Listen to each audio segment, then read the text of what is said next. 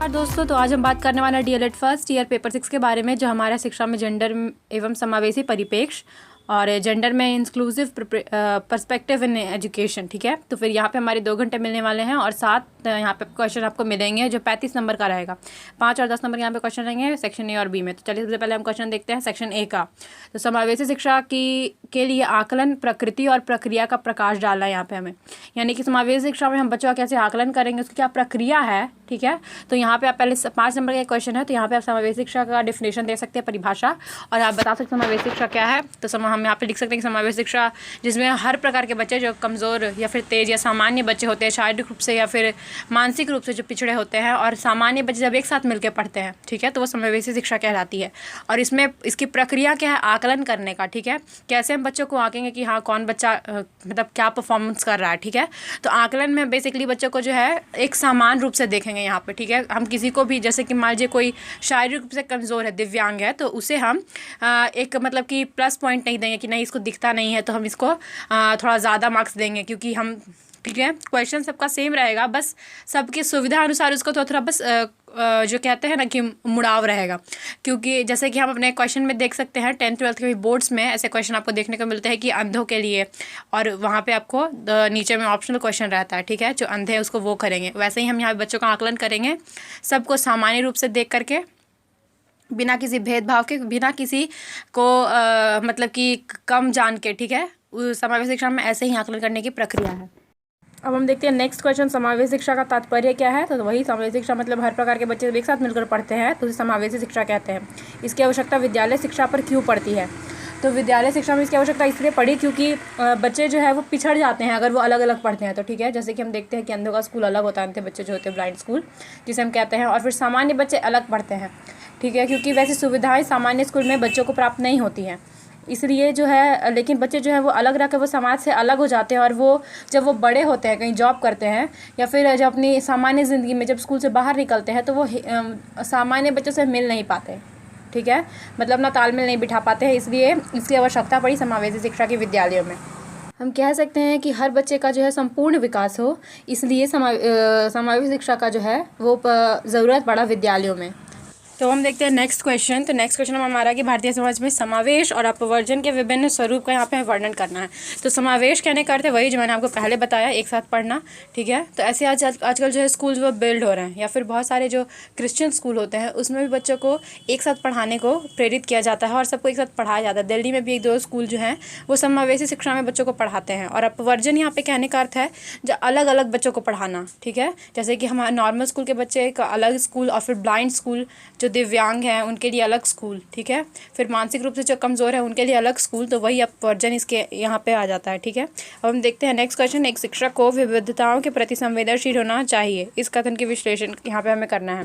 तो शिक्षक को विविधताओं के प्रति संवेदनशील, यानी कि हर जो कला संस्कृति है, हर जो उसकी मतलब हमारे समाज में जो विविधताएं हैं उसके प्रति उसका जो है लगाव होना चाहिए। उसके मतलब उसके हीन भावना न रखे किसी के प्रति कि हाँ ये संस्कृति अच्छी नहीं है, इसमें ये दोष है, ये खराबी है, इस तरह की भावना नहीं होनी चाहिए। क्योंकि विद्यालय एक ऐसा जगह है जहाँ पे विविधता, अलग अलग प्रकार के जो है बच्चे जो है हर अलग अलग समाज से अलग अलग संस्कृति लेकर विद्यालय में आते हैं।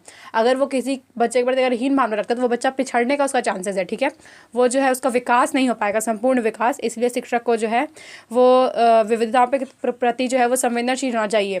ठीक है, ताकि वो हर बच्चे के साथ समान रूप से रह सके। ठीक है, अब हम देखते हैं नेक्स्ट क्वेश्चन नंबर 3। तो विशेष आवश्यकता वाले बच्चों के संदर्भ में पाठ्यक्रम को अनुकूल बनाने के लिए क्या क्या तरीके अपनाए गए हैं। तो यहाँ पे हम जैसा कि हम देखते हैं अपने स्कूल लाइफ में बहुत सारे आपने ऐसे बुक्स देखे होंगे। ठीक है, खासकर एनसीईआरटी बुक्स में ना इसके लिए अलग से आपको देखने को मिलेगा कि ना हर बच्चे को है उसमें जो समावेशी शिक्षा के लिए उसमें स्थान दिया गया है। ठीक है, ऐसे स्तर में पढ़ाया गया है कि हर बच्चा ना उसको जोड़ सके खुद से। ठीक है, हर तरह से, मतलब बहुत सारे अलग अलग साधन का उपयोग करके और बहुत सारी चीज़ों का उपयोग करके उसमें कुछ भी चीज़ें जो है वो समझाई गई हैं, ताकि हर जो कम बुद्धि वाला बच्चा है और जो सामान्य बच्चा या फिर जो तेज़ बच्चा है सबकी समझ में और सभी चीज़ को एंजॉय करें, ठीक है, सब एक साथ करें। जैसे कि सामूहिक कार्य करने के लिए इसमें बोला गया है कि सब कोई मिलजुल के ये कार्य करने के लिए एक्टिविटी कोई दे देगा बीच बीच में बुक में, ठीक है। फिर ऐसे समझाया गया है, कोई परिभाषा नहीं आपको मिलेगी। ईवीएस की बुक में अगर आप देखिएगा तो आपको बहुत सारी चीज़ें सीखने को मिलती है, लेकिन कोई परिभाषाएँ नहीं मिलती है, ठीक है। फिर और भी बहुत बहुत प्रकार के जो है ऐसे लोग हैं जिनके बारे में आपको उसमें पढ़ने को मिलेगा कि हाँ, लेकिन उसमें जो है हम दिव्यांग बच्चों को भी उसमें शामिल किया हुआ रहता है, ठीक है।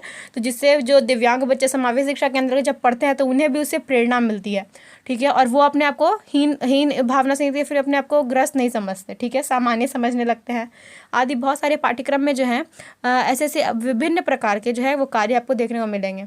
अब नहीं आप चाहे तो एनसीईआरटी की जो प्राथमिक स्कूल की जो पुस्तक है उसमें आप पढ़ के एक बार देख सकते हैं क्या क्या उसमें सुविधाएँ हैं।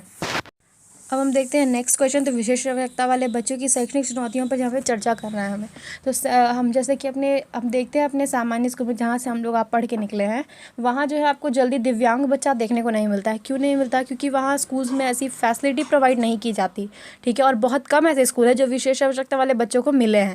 आपने सुना होगा ब्लाइंड स्कूल, लेकिन ये देखने को बहुत कम मिलते हैं। एकाध शहर में, बड़े बड़े शहरों में एकाध स्कूल ऐसे होते हैं जो विशेषज्ञता वाले बच्चों के लिए बने हैं, ठीक है।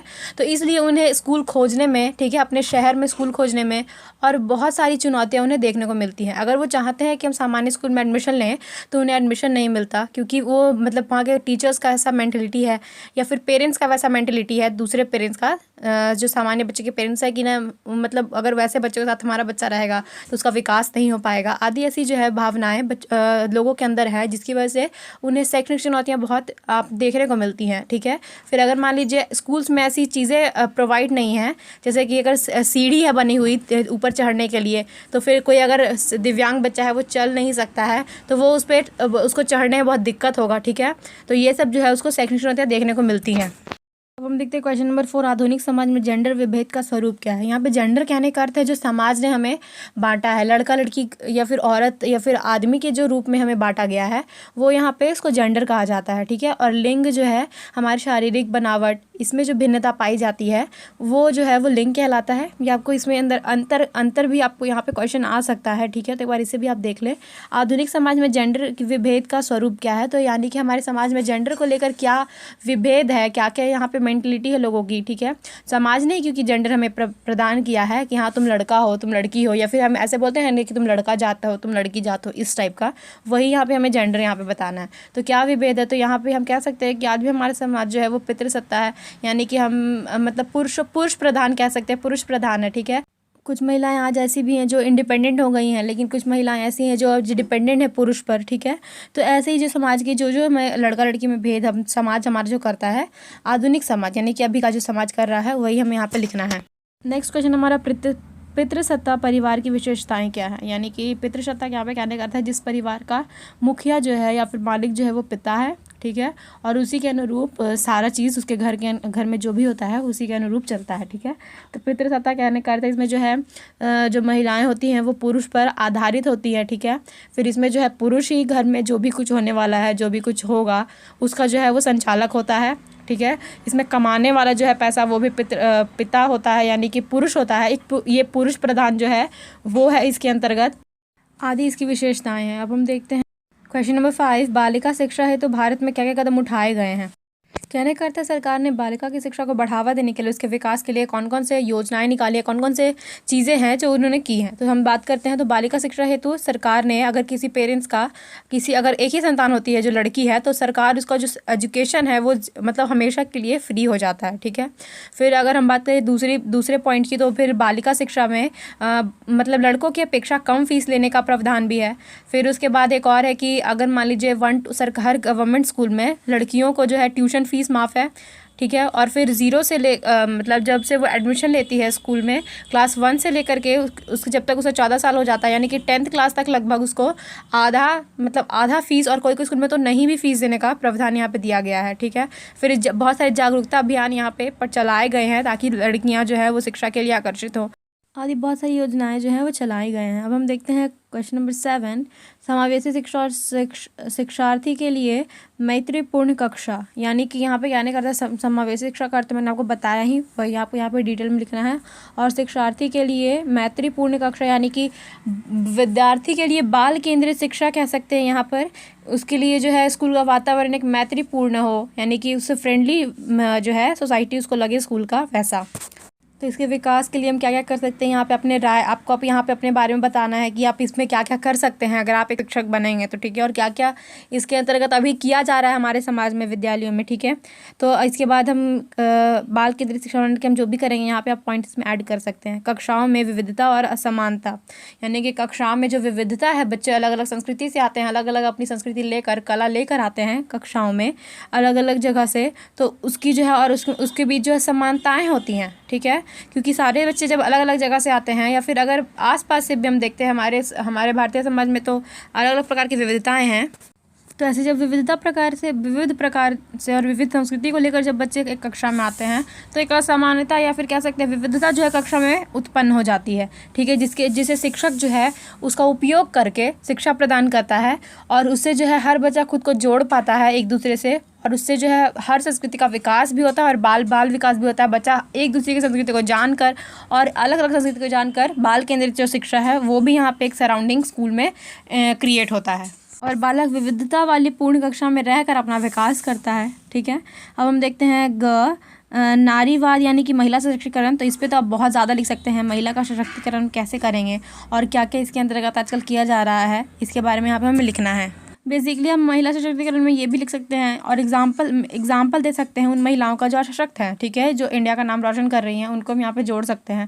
जैसे कल्पना चावला हो गई, या फिर हो गई हमारी प्रधानमंत्री जो है थी, फिर हमारे जो भी खेल में है जैसे कि हेमा दास आदि जो है यहाँ पे उन्हें जोड़ सकते हैं, और कैसे महिलाएं आज हमारे समाज में विकसित हो रही हैं और कैसे अपना विकास कर रही हैं विभिन्न चुनौतियों के होते हुए भी, वो यहाँ पे हमें एग्जाम्पल देकर बता सकते हैं। और नेक्स्ट पॉइंट हमारा जेंडर में संवेदनशीलता और समानता में शिक्षा की भूमिका। तो शिक्षा की यहाँ पे सबसे बड़ी भूमिका है, समाज में जो भी आज भेदभाव है शिक्षा के माध्यम से ही वो दूर हो सकता है, ठीक है। क्योंकि आज हम देखते हैं अपने स्कूल्स में जो है लड़का लड़की के साथ बैठ के पढ़ रहे हैं, पहले ये जो प्रावधान नहीं थे, आज वो हमारे विद्यालय में जुड़ रहे हैं। समाज में और भी जैसे कुरीतियाँ हैं उसके प्रति हम समाज में जागरूकता ला सकते हैं शिक्षा के माध्यम से। कैसे, तो यहाँ पे हम बता सकते हैं कि औरतें भी जो हैं वो हर काम करने के लिए सक्षम हैं, ठीक है, लड़कों के मुकाबले वो कमज़ोर नहीं है या फिर पिछड़ा नहीं है, ठीक है। जो भी हीन भावना है महिलाओं के प्रति समाज में, या फिर जो कार्य के प्रति जो है कि नहीं लड़का के लिए ये काम है, लड़की के लिए ये काम है, इसे हम जो है मिटा सकते हैं शिक्षा के माध्यम से ही।